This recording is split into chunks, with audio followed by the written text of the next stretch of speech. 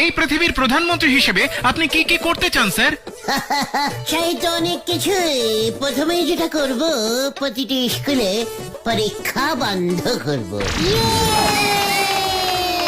কি ও এসব কি বলছে হরেন? গরমের ছুটি 3 মাস, শীতের ছুটি 3 মাস, পুজোর ছুটি 6 মাস করে দেব।